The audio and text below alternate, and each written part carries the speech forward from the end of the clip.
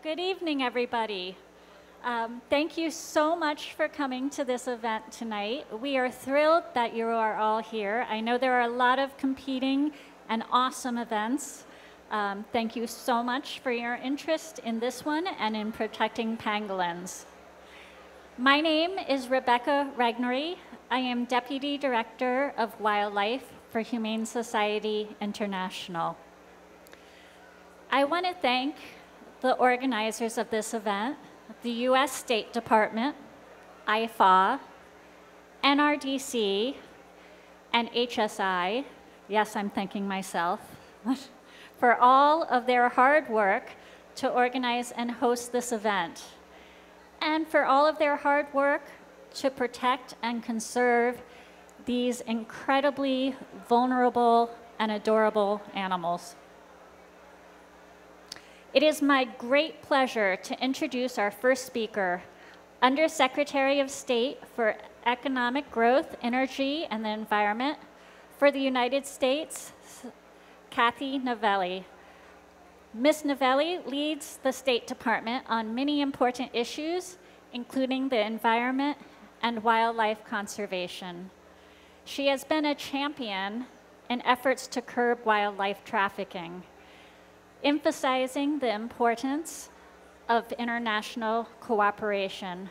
We are truly honored to have her with us tonight. Please join me in welcoming Kathy.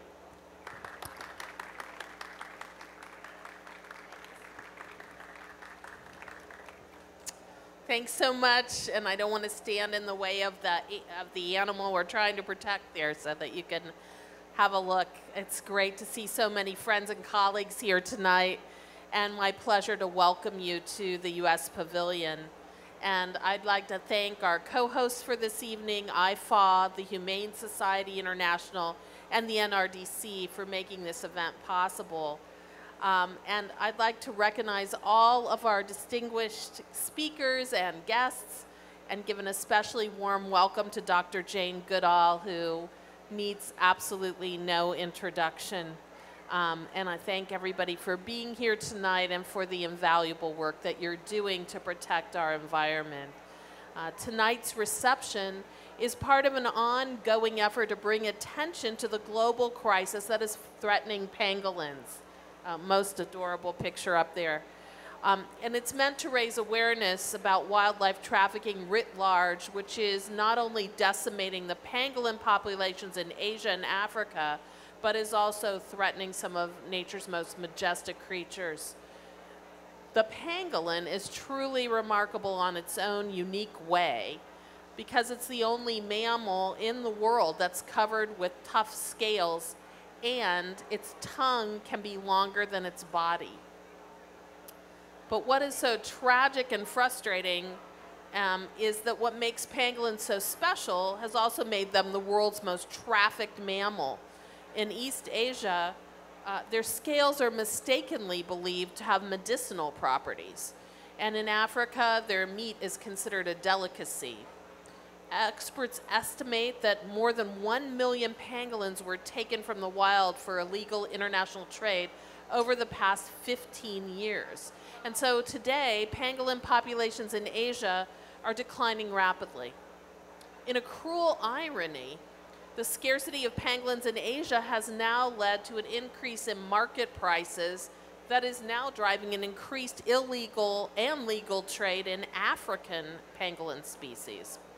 The IUCN estimates that since 2012, more than 20,000 kilograms of scales alone from illegally harvested African pangolins bound for Asia have been seized, representing 5,000 to 35,000 animals. That, of course, represents only a small fraction of the pangolins that have been trafficked over this time period. And that's why we've joined with our NGO partners in co-sponsoring an IUCN recommendation that urges members to take actions to protect pangolins. This recommendation was thankfully recently adopted, but there's still a lot more to do. We need to carry this momentum forward to the upcoming CITES COP17 in South Africa, where we've co-sponsored proposals to transfer all 8 pangolin species from CITES Appendix 2 to Appendix 1, which means that they're going to further restrict their commercial trade in these species and provide them some more protection. So we know that a lot needs to be done, and much more, to protect each of the pangolin species. And each of you being here tonight is part of that process, and I'm so grateful for your support and for being here tonight at tonight's reception, and thank you very much.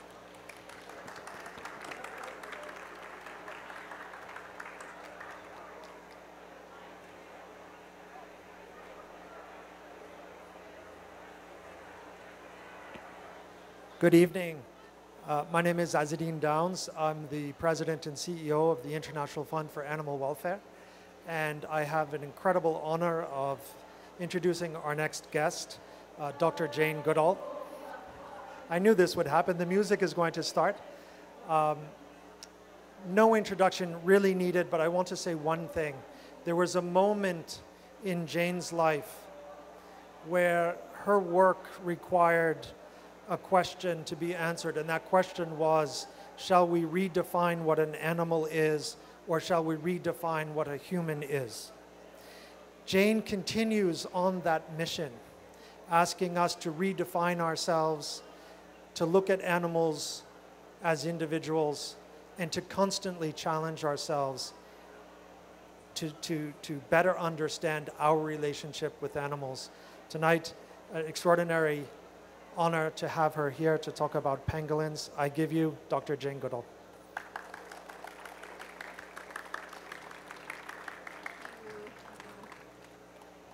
Well, good evening, everybody. I'm sure a lot of you are wondering why on earth the chimpanzee lady is talking about pangolins. And I think the answer to that is that when I was a little girl growing up in England, I loved all animals. And in those days, it wasn't considered bad to have a pet tortoise. We know today it is bad. But my pet tortoises taught me a lot about animals.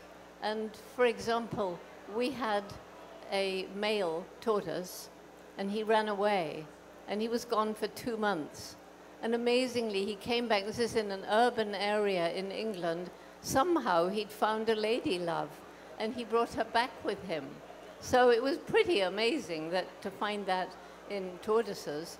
And I had guinea pigs, and somebody told me, well, when the female gives birth, they were meant to be actually 2 males because my mother didn't want babies. But after a bit, Jimmy got a bit fat, and we took her for walks in her harness, and then she gave birth. So Mrs. Jimmy. And we'd been told to take the male away when she gave birth because he might eat the babies. So we took him away, and he jumped over somehow a barrier that was at least this high to get back together with his beloved wife. So I learned a lot about animals when I was a little girl. And then I went to Cambridge University. I'm jumping. I went to Gombe. Sorry, I've given too many talks today. Anyway, I went to Gombe, and I began to learn about the chimpanzees at a time when nobody knew anything about wild chimpanzees, and very little about captive chimpanzees either. And so when I'd been with the chimpanzees about 2 years, and I got to know many of them as individuals, I learned about their feeding behavior, but also their tool using, their tool making. I learned about their complex social structure. I learned how they, like us, can be violent and aggressive and brutal with their attacks on neighbors, but also they can show love and compassion and true altruism, as when an adult male adopts an orphan infant who's no biological relation to him at all. So my mentor, Louis Leakey, told me I had to go to Cambridge and get a degree. And he said there was no time to mess about with a BA. I'd never been to college at all. So when I got to Cambridge to do a PhD, you could imagine I was a little nervous of these erudite professors. And it was even worse when they told me I'd done everything wrong and that the chimpanzees shouldn't have been given names. They should have had numbers. That was more scientific. and I couldn't talk about them having personalities, minds capable of thinking, and certainly not emotions. Well, fortunately, despite my awe of these professors, the teacher I had as a child had taught me the professors, for all their learning, were wrong, completely wrong. And that teacher was my dog, Rusty. You cannot share your life in a meaningful way with any kind of animal and not know the professors were wrong. And you know what's fascinating now? That science is beginning to open its mind. So we're now beginning to be utterly fascinated by the intelligence of birds because of the behavior of the crows, who can do the most amazing tasks. And we're now absolutely fascinated in learning about the behavior of the octopus. And one after the other, attributes which we used to think unique to humans have been found in other than human animals. And we're still finding out new things. We're still finding out about the magic of the natural world. And I just got a video this very morning, and if you haven't seen it, do look it up. It was a hermit crab, and he's traveling around. You see him, or her, I don't know, going across the ocean floor, and you know they have anemones attached to their shell. And this hermit crab was growing out of his shell. So you see him going into an empty shell. But then, amazingly, he knows how to persuade the anemones to leave the old shell. It takes quite a while. And then he pushes them onto the new shell and goes off with his protective, stinging anemones. These things are amazing. So now, pangolins. This one, I mean, well, you've all seen, you've been watching. Isn't it wonderful that they carry their babies on their tails? I didn't know that. And there's the baby on the pangolin's tail. And the other is a pangolin that was taken by somebody at Gombe National Park. And he wasn't expecting to see a pangolin. We almost never see them. They're very nocturnal, and they only come out very rarely. But he's on the beach with his little torch, not expecting to see a pangolin, and he takes that photo, which is pretty amazing, with his little camera. So we have these ground pangolins at Gombe. I've just been told by one of our experts that they're ground pangolins. I found one in a hollow in a tree, because the chimpanzees, I've been alerted by them screaming angrily, and I went to see what they were screaming at, and they were obviously very frightened of this strange creature curled up in a hollow in the tree. There were 2 pangolins found at Gombe who'd been attacked by villagers, but hopefully they recovered. One was, the bones and scales of one were found, and one of the park rangers asked our researcher if he could have one of the scales. So he was asked, why do you want one of the scales? And he said, well, we believe that they protect us from lions. And if you have a match and you burn the edge of the scale, if there's a lion nearby, the lion will go away. And then, as we've heard, they are also eaten, and they are exported from Africa today to Asia, to China, to Vietnam, but also to the United States. Many pangolins have been confiscated coming into the United States by Fish and Wildlife. And so in Africa, they are eaten, but they are also believed, their scales are believed to be magic. The Asian women think they protect them in childbirth. There are all kinds of rumors about them. And I find that they are very charming animals. I was talking to Sweden's premier wildlife photographer just this morning, and I told him I was coming to talk about pangolins. He said, oh, Jane, I see them quite often in Asia when I'm climbing the big trees for my photographs. And he said, it's so lovely because if you go up in the daytime when they're sleeping, you know where they are because they snore. And he said, I found so many by hearing their snores. And that's kind of endearing, isn't it? You know, some dogs snore and we snore, but not too many animals snore, I think. And so the only other story I have about pangolins is one of our board members, and she was in Mozambique, and they had rescued a baby pangolin. It was quite young and had lost its mother. And she said she formed this really close relationship with this adorable female pangolin who was known as P for some reason, P-E-A. And every night she was allowed to go out with the handler of the pangolin, and they went out into the forest so that the pangolin could learn how to find ants for itself, because of course those long tongues are used to get ants out of termite mounds and so forth. So I think if anybody has any way of supporting the push to get all 8 species of pangolin onto the endangered species list. And it's really sad that we say we've made a big triumph and success if we get an animal on the endangered species list. We only get it there because it's nearly gone. It shouldn't be something to celebrate, and yet we have to celebrate because it gets extra protection. And I've been working also to help the people trying to get the African grey parrot onto the endangered species list. And amazingly, another species desperately needing to be on that endangered species list is some animal I would never have believed, and that's the African lion. They're disappearing very, very fast. And so the trafficking has to stop. The support on the ground, the rangers have to be supported, but the demand also, we have to work on the demand.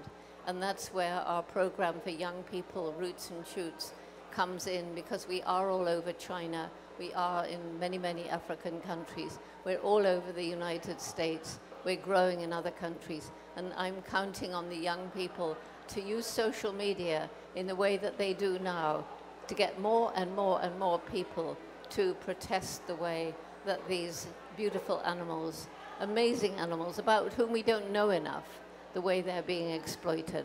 So that's why I'm here tonight, to fight for the pangolins, the grey parrots, the lions, and all the other endangered species, not just the chimpanzees and the other apes. So thank you.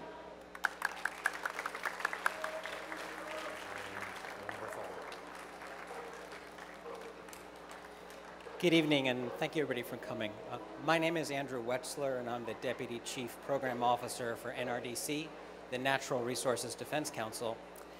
And I just wanted to pause right now and ask anybody who's on this pangolin specialist group for the IUCN who's in the audience to raise their hand. Do we have anybody from the pangolin specialist group? We have one there, we have another here. As you all know, 3 here, 4. The specialist groups at the IUCN consist of some of the world's foremost experts on the species. So if you have any questions about this remarkable animal, please go talk to the gentlemen who raised their hands and ask them questions. And I also want to thank, of course, our fabulous speakers, particularly Undersecretary Novelli and the incomparable Jane Goodall. Thank you so much for spending your time and dedicating your efforts to saving this remarkable species. As we've all heard tonight, the pangolin is a species on the brink. There are some species that we have time to save. This is not one of them. 1 million animals trafficked in the last 15 years. The most highly trafficked animal in the world. If we don't act now, there will not be pangolins in the wild for our children, and pangolins do not do well in captivity. And that's why it is crucial that when the world comes together at the Convention on International Trade in Endangered Species in South Africa, that we change the status of the pangolin and put them on Appendix 1 of the CITES list. That will end the legal international commercial trade in pangolins. And that's why we're so grateful that the IUCN has taken the first important step in doing that by passing Motion 11, which calls on and supports, as an official IUCN position, supporting a CITES amendment, a resolution co-sponsored by the United States as well as all 8 of the countries where pangolins can be found to accomplish that uplisting. And we hope that any of you who are here who will be at CITES, either as NGOs or as national representatives, will join with us and will lobby in favor and vote in favor of the resolution to place pangolins on Appendix 1 at CITES. Thank you very much for your time, and I hope you get a chance to mingle.